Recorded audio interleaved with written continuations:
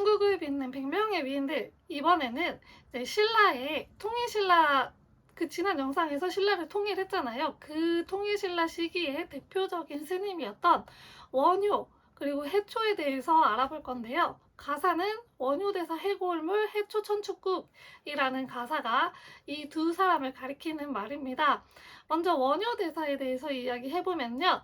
원효대사 해골물은 너무나도 유명하죠. 우리 한국사를 공부하셨던 분 중에 이 원효대사 해골물을 모르는 분들은 없을 거예요. 원효대사가 어떻게 해골물을 마시게 됐냐면, 이제 의상이라고 하는 분도 계세요. 그 의상이랑 둘이 같이 이제 당나라로 유학을 가려고 했었습니다. 그런데 이제 날이 늦어서 바다를 건너기가 이제 날이 늦었기 때문에 여기서 좀 자고 가야겠다 해서 잘 곳을 찾았는데 한 동굴을 하나 발견을 한 거예요. 그래서 거기 이제 몸을 누이고 자다가 보니까 이제 새벽에, 우리도 이제 새벽에 목이 마를 때가 있잖아요. 이 원효도 그랬나 봐요. 그래서 자다가 목이 마른 거예요. 그래서 이렇게 더듬더듬해서 뭐 바가지를 하나 잡았는데 거기 물이 있더래요. 그래서 그것을 마시고 이게 푹 또 잤어요. 예, 다음날 아침이 되니까 밝잖아요. 그러니까 여기가 어딘지 알게 된 거예요. 여기는 동굴이 아니고 누군가의 무덤 속이었던 거예요. 아, 그런데 지금 우리 생각으로 보면 무덤이랑 동굴을 어떻게 착각하지? 라고 생각하실 수 있는데, 당시 고대에는 무덤을 지금처럼 그렇게 만들지 않았고 이렇게 동굴처럼 만들어 놓았어요. 입구도 있었고, 왜냐하면 당시 사람들은 이 사람이 죽으면 거기서 끝나는 게 아니고 그 사람의 영혼이 자기의 무덤을 왔다 갔다 한다고 믿었대요.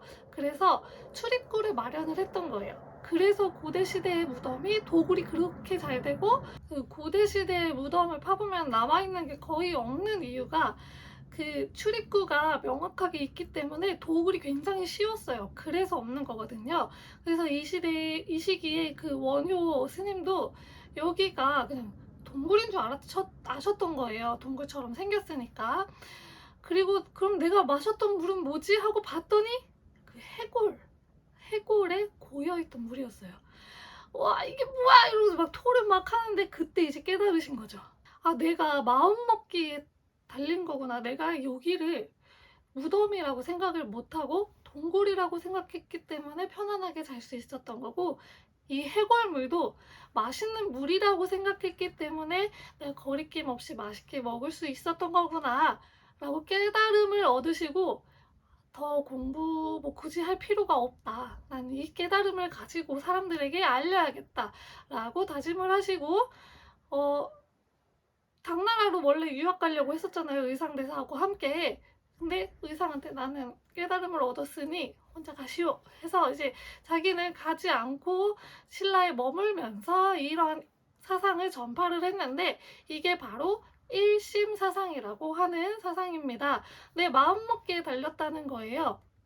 그리고 당시에 이제 불교계가 그 안에서, 그런 요즘에도 종교 안에서 이제 분파가 막 갈라지잖아요. 그때도 이제 그런 시기였던 거예요. 그래서 이 서로 이게 분파 갈라지지 말고 하나로 합치자라는 화쟁 사상이라는 것도 주장을 하세요. 서로 다른 견해들의 화해를 주장했던 화쟁 사상을 이야기하셨습니다.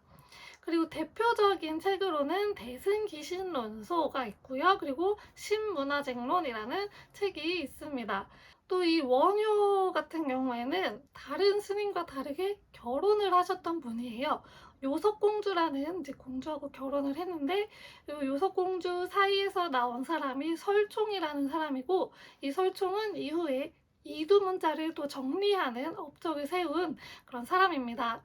이 원효 스님 같은 경우에는 또 업적 중에 하나가 이 불교를 대중화했다는 점인데요. 이게 무슨 말이냐 하면, 당시 이제 불교는 경전을 가지고 공부를 했어요. 그래서 글을 꼭 알아야 했는데, 우리는 이제 세종대왕 이후에 한글을 사용했기 때문에 굉장히 이제 쉬운 글자를 배웠는데, 당시에는 한자였어요. 그래가지고 그냥 일반 백성들은 글을 몰랐어요. 그래서 불교는 거의 귀족들이 이제 갖고 있던 종교고, 귀족들이 자신들의 이제 기득권을 이제 유지하기 위한 하나의 수단으로 썼던 종교이기도 하거든요. 그런데 이 불교를 그 경전을 통해서 공부하지 않고 나무 아미타불만 이제 외치고 수양을 하면은 극락세계에 갈 수 있다고 이야기해야 하면서 대중불교를 이끌었던 스님입니다. 여기까지 원효대사의 이야기였고요. 다음은 해초 천축국의 해초 이야기입니다. 해초 천축국의 천축국은 왕호 천축국전이라고 하는 해초 스님의 책인데요. 이거는 이제 중앙아시아하고 인도를 순례하면서 쓴 글이라고 합니다. 이 해초가 믿었던 종교는 이제 불교 중에서도 밀교라는 이제 종교였고요. 이 밀교는 되게 신비주의적인 성향을 가지고 있었던 불교 종파라고 합니다. 우리 한반도에는 신라의 안홍이라는 사람이 최초로 이 밀교를 가지고 들어왔고요. 이 밀교는 내가 열심히 수양을 하면은 나 자신이 부처가 될 수 있다라고 생각했던 종교라고 합니다. 자, 여기까지 오늘은 신라의 대표적인 이제 스님이었던 원효와 해초에 대해서 이야기해보았습니다. 감사합니다.